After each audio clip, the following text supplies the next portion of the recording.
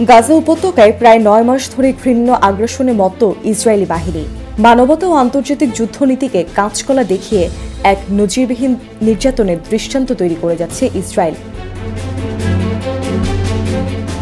তবে যেখানে অত্যাচারের আধার, তার আড়ালে লুকিয়ে থাকে সংগ্রামের অপ্রতিরোধ্য আলো।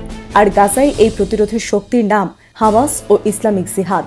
সম্প্রতি যারা বাড়িয়েছে হামলার তেজ, আর এতেই নাকানি চুবানি খাচ্ছে ইসরায়েলি সেনারা। গেল 24 ঘণ্টায়ও ফিলিস্তিনি প্রতিরোধের অনন্য দৃষ্টান্ত দেখেছে ইসরায়েল। তবে শুধুই অস্ত্রের জোরে নয়, বরং সমর কৌশল ও গেরিলা কায়দায় সাফল্যের মুখ দেখছে হামাস ও ইসলামিক জিহাদ। গেল 24 ঘণ্টায় বড় ক্ষয়ক্ষতি দেখেছে দখলদার সেনারা। 2 দিনে আহত হয়েছে 44 জায়নবাদী সেনা, আর এই 9 মাসে আহত সেনার সংখ্যা 4000 ছাড়িয়েছে। এখন জন্ম সনদ দিয়ে খোলো বিকাশ স্টুডেন্ট অ্যাকাউন্ট। নিজের বিকাশ নিজে কর। লেবানন ভিত্তিক গণমাধ্যম আল মায়াদিন জানায়, সোমবার গাজার আল সালা আল দিন সড়কে এগিয়ে আসছিল আগ্রাসী সেনারা। ফিলিস্তিনি প্রতিরোধের মুখে পিছিয়ে যেতে বাধ্য হন তারা। একই সাথে আল সুজায়াতে ইসরায়েলি বাহিনীর সাথে তীব্র গেরিলা সংঘর্ষে লিপ্ত হয় প্রতিরোধ যোদ্ধারা। হামাসের সামরিক শাখা আল কাসাম ব্রিগেড জানায়, শাওয়াজ নামে নিজেদের তৈরি এক ধরনের বোমা দিয়ে 2টি ইসরায়েলি মেরকাভা 4 ট্যাঙ্কে হামলা চালিয়েছে তারা। এতে আগুন লেগে বিধ্বস্ত হয় শক্তিশালী এই সামরিক যানটি। একই দিনে সুজাইয়ায় একটি আবাসিক ভবন দখল করে তাতে অবস্থান নেয় ইসরায়েলি সেনারা। তাদের উচ্ছেদ করার মিশনে মাঠে নামে কাসাম ব্রিগেড। টিবিজি শেল নিয়ে ঝাঁপিয়ে পড়ে সেনাদের উপর। এই ঘটনাতেই বড় হতাহতের ঘটনা ঘটেছে হতবিহ্বল সেনাবহরে।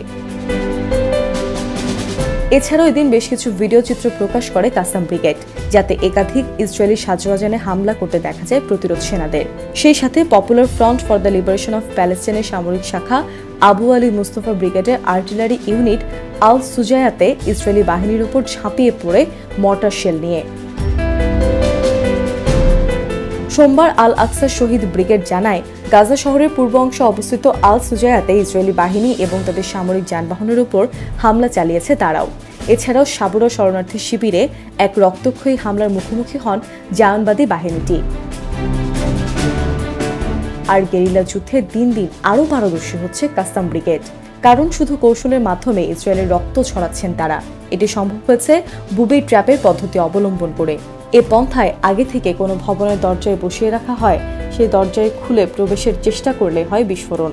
এই বিখ্যাত সমর পদ্ধতিতে সোমবার ইসরায়েলকে ফের নাস্তানাবুদ করেছে হামাস। এছাড়াও একই দিনে ইসরায়েলি গণমাধ্যম জানায়, হামাসের হামলায় বেশ কিছু আইডিএফ সেনা নিয়ে রাফায় ধসে পড়েছে একটি ভবন। ধ্বংসস্তূপের নিচে চাপা পড়েছেন তারা। আহত হয়েছেন আরও বেশ কয়েকজন। ইসলামিক জিহাদের সশস্ত্র শাখা আল কুদস ব্রিগেডও এদিন ইসরায়েলের দক্ষিণাঞ্চলে ছুড়েছে 130টি রকেট।